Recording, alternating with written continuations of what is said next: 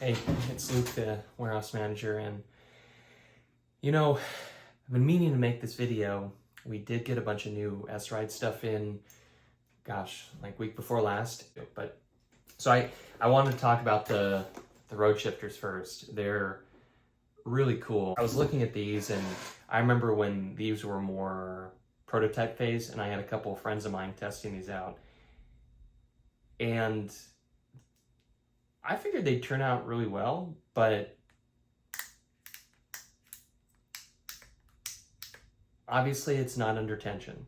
So the full shift impact that I'm feeling right now, I'm not going to get that here, but I can tell you the internals are all metal. There's minimal plastic. The texturing is really nice. The shape of this, I can actually rest my hand here. Now, I do have larger hands, but I know that a friend of mine who was testing this, he has smaller hands, probably like a small or medium glove size, where I'd say I'm like a large to extra large glove size. And for him, he liked that he could move around.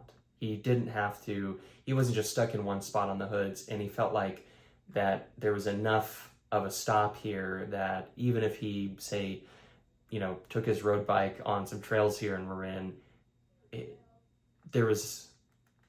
he had a good purchase. And the feel of this too, it's a really nice frosted texture. So, and I think the thing for me that almost more than anything makes these really special is that, again, they're Shimano compatible. So we've got, which ones did I grab from stock here? We've got the 10 speed, we have 8 speed, we have 9 speed, 1x and 2x compatible. And gosh, they're so nice, and they're mechanical, and you don't have to be, I remember being at a shop, I was working at a shop before I worked here, and we were looking for some, 11 speed Ultegra. And I swear we ordered some from an eBay seller in South Korea because we just couldn't find them domestically. Shimano was ceasing production. There wasn't anything available. And I know that's 11 speed and this 10 speed, but to my point, and that is mechanical is getting harder to find, and there are plenty of people who still want mechanical. I don't think that electronic is bad. I just know that there are a lot of people who would like mechanical shifting.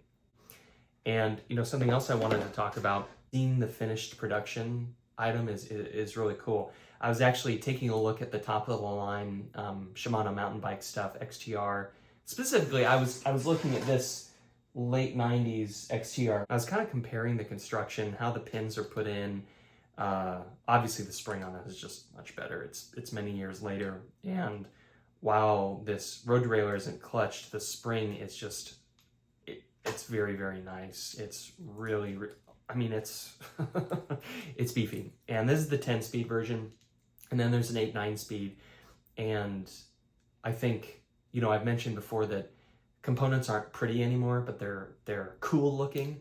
This absolutely is cool looking. It really is. And it's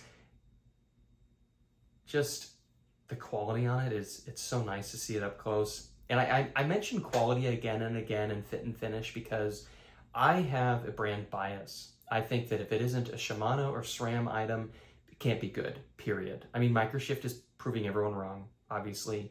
And I think S-Ride is too. Now, what is, I think, especially cool about S-Ride, though, unlike Microshift, is that everything across the entire lineup is Shimano compatible. Microshift, it isn't the case, like the Advent X line. It's not, you have to stay within their ecosystem, but with S-Ride, it is Shimano compatible. Absolutely. And then what I'm most excited about, and this is the 11 and 12 speed S-Ride. It's just, what's going on here? This is absurd. I love it. So this is the RDGR 680, and then we've got the 580, which is the 10 speed. And it's just like nuts. It's nuts. The spring, everything clutched, and the capacity on this is amazing too. It's like smallest is an 11 tooth and largest is a 50 tooth. And I'll have all that information in a quick photo that flashes across the screen and also below. And again, talking about the not pretty but cool, this is really sick. I mean, it looks so cool. The big pulley wheels, slightly skeletonized over here. It is still a little bit heavy. I'll have the specs on weight and everything, but I think that they really knocked it out of the park with design. If you're going for a really cool rear derailleur, and the fact that it has the range that it has, I really just look at this as, to take a phrase, a slightly detuned mountain bike rear derailleur that we're pitching as a gravel rear derailleur. And again, a friend of mine was testing these out, and he just said, yeah, all the stuff I'm testing from S-Ride is great, but most especially the gravel group. And so that's why I've been really happy that we have this here. And if the e-mountain bike group that I'm putting on my new bike build doesn't work out, and it probably just wouldn't work out because I don't want to have one more thing I have to worry about charging more than anything. It's not because it's bad.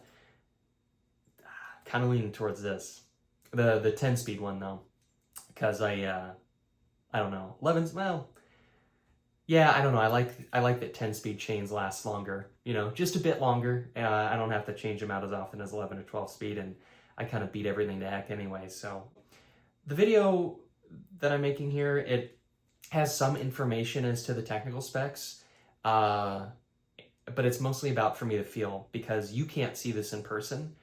And so I want to let you know what the tactile feel is like, what the actuation is like, and why I think it'd be a good idea for your next build, or for a bike you have where you want to change out the rear derailleur, or in this case, you want to change out the drifters because you feel like you could use something a little bit different. Anyway, again, feel free to leave any questions you might have in the comments. S-Ride Gravel Group, super cool. Drifters, really impressive. I can't wait to hear what y'all think when you get them on your bikes. All right, take care.